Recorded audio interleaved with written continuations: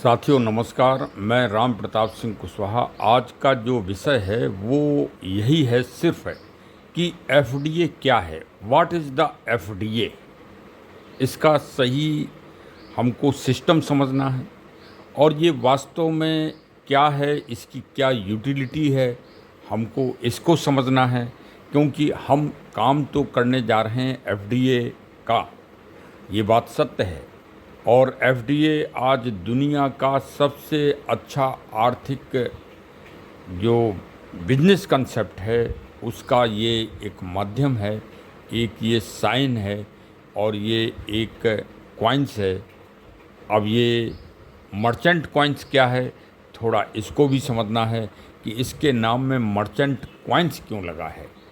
Future digital asset merchant coins, पूरा इसका सही ये शाब्दिक अर्थ है आज की बोलचाल की भाषा में और आज की प्रायोगिक भाषा में।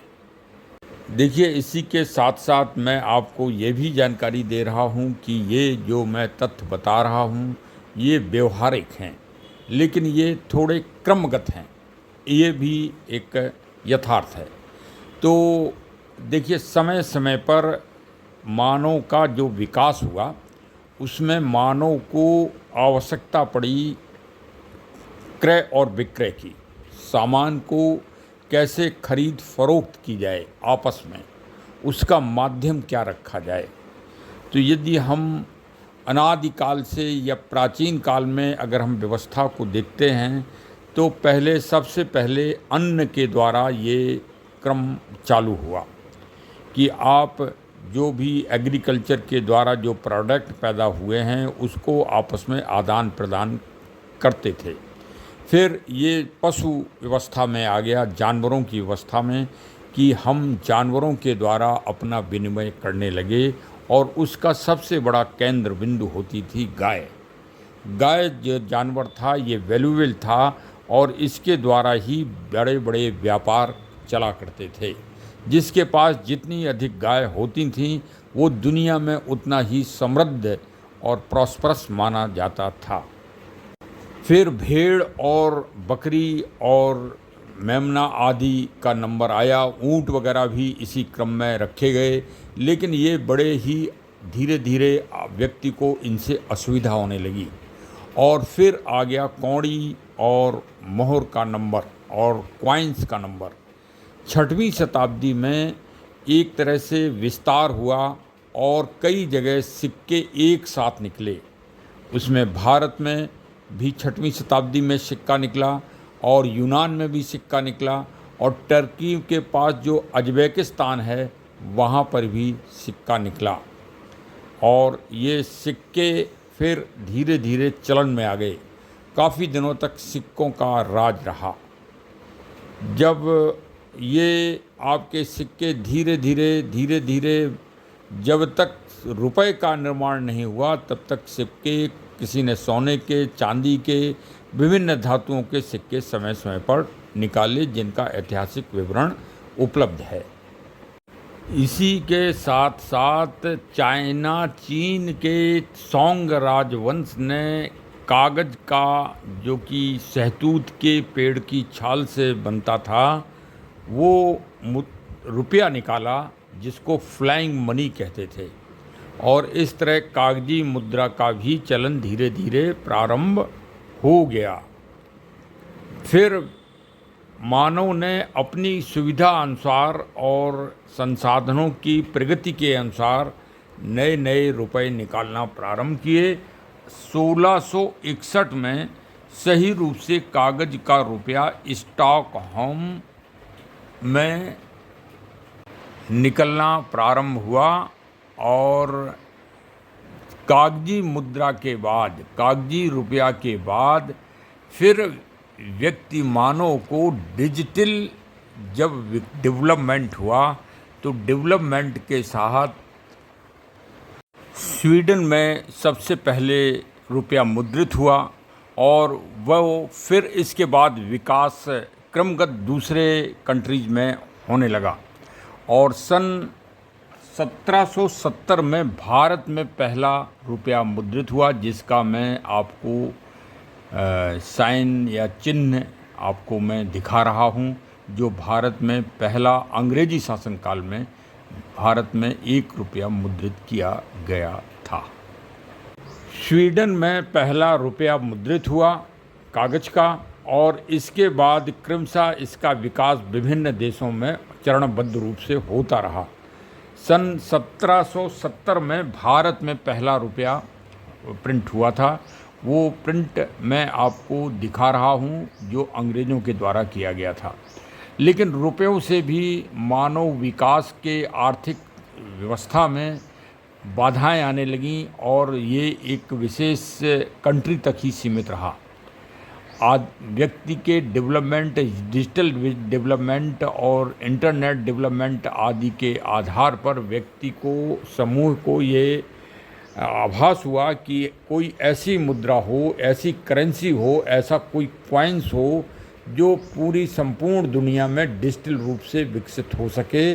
तो वही ये विचार एक समूह में आया और समूह के साथ ही डिजिटल कॉइन्स, बिटकॉइन्स का पदार्पण हुआ 18 जनवरी 2009 को।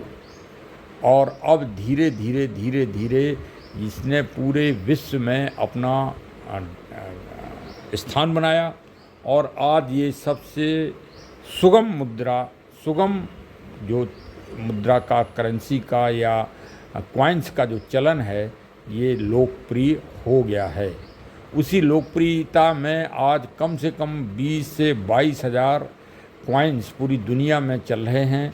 और उसी क्रम में 8 जनवरी 2024 को हमारे कंपनी के फाउंडर, कंपनी के जनक श्री राकेश अग्रवाल जी ने अपनी कंपनी में फ्यूचर डिजिटल मर्चेंट कॉइन्स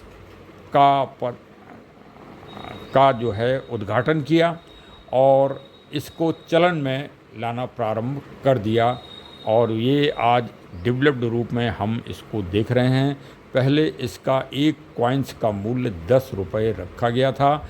ये उद्घाटन और चलन की प्रक्रिया जीरकपुर, जो CLBP कंपनी की मुख्य हेडक्वार्टर्स है, वहीं पर इसका शुभारंभ किया गया था।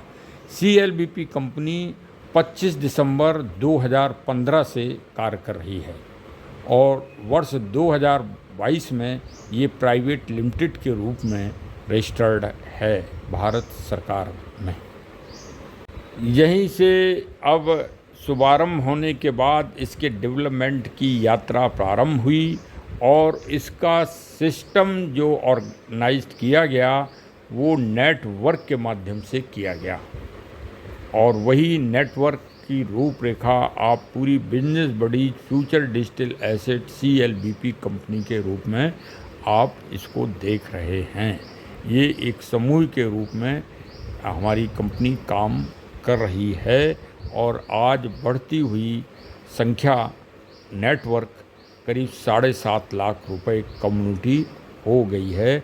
और FDA future digital asset merchant coins का रेट 10 रुपये से बढ़ते हुए क्रमशः समय समय पर जनवरी 2025 में 200 रुपये और मार्च में 400 रुपये, अप्रैल में 800 रुपये, मई में 1600 रुपये और अगस्त में 2080 रुपये और अब 2240 रुपये पर ये इसकी यात्रा पहुंच गई है और निकट भविष्य में पुनः इसके बढ़ोतरी होने वाली है।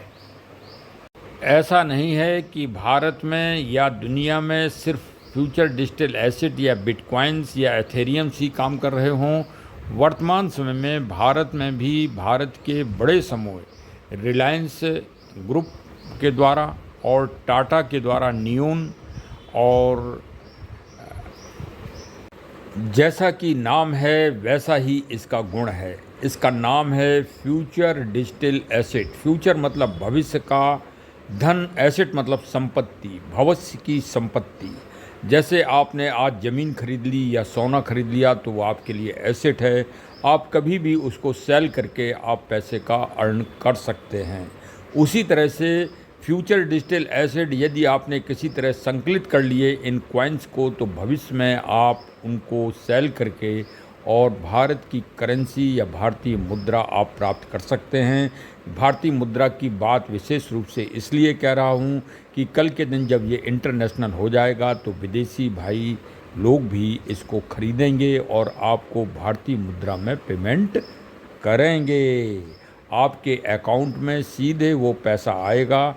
इस तरह से अब लेकिन फ्यूचर डिजिटल एसेट आपको प्राप्त कैसे होंगे, प्रश्न ये है। सबसे पहले बात तो ये कि आप बिजनेस बडी CLBP कंपनी के सदस्य बनिए। आपको लिंक मिलेगा किसी भी स्पॉन्सर पर्सन के द्वारा, उससे आप अपना रजिस्ट्रेशन करिए और फिर इस कॉइन्स को प्राप्त करिए। कम्युनिटी बनाने से ये आपको कॉइन्स मिलेगा और हमारी कंपनी 12,500 रुपये के आपको फ्री में इन कॉइन्स को गिफ्ट कर रही है। वो कॉइन्स आप प्राप्त करके और अपनी आर्थिक समृद्धि की तरफ बढ़ सकते हैं।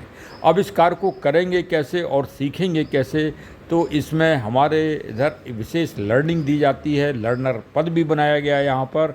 आप लर्निंग करें और सीखें, उसके लिए समय समय पर मीटिंग्स होती हैं और रात्रि में 8 बजे से लेकर 9 बजे तक प्रतिदिन टेलीग्राम पर ये मीटिंग होती है। उसका लिंक प्राप्त करके आप मीटिंग में शामिल हों और इस गुणमयी और बहुत ही क्वालिटी वाइज बिजनेस, जिसमें आपकी आर्थिक समृद्धि और देश की आर्थिक समृद्धि और कंपनी की आर्थिक समृद्धि को बढ़ाने का एक बहुत स्वर्णिम अवसर इसमें रखा गया है। ये एक अवसर है और इस अवसर को जो प्राप्त करेगा वो निसंदेह आगे बढ़ेगा। जांचिए, परखिए, समझिए और खुद अपना इत्मीनान करिए, खुद उसकी जांच करिए और फिर इस सिस्टम से जुड़कर फ़ायदा अधिक से अधिक उठाइए।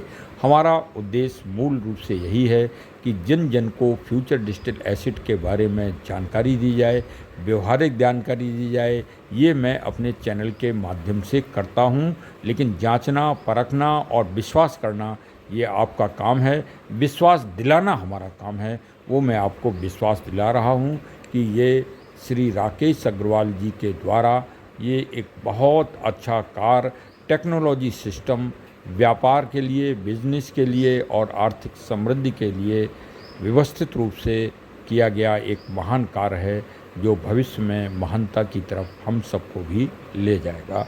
हमारे चैनल को सब्सक्राइब न किया हो तो सब्सक्राइब करिए। यदि आपको और अधिक जानकारी प्राप्त करना है तो आप हमारे फ़ोन नंबर पर संपर्क कर सकते हैं। साथ ही साथ भारत में 7,00,000 लाख पार्टनर हैं। आप किसी भी सक्षम व्यक्ति से इसके सिस्टम के बारे में पूरी जानकारी प्राप्त कर सकते हैं। बहुत बहुत धन्यवाद। जय हिंद, जय हिंद, जय हिंद।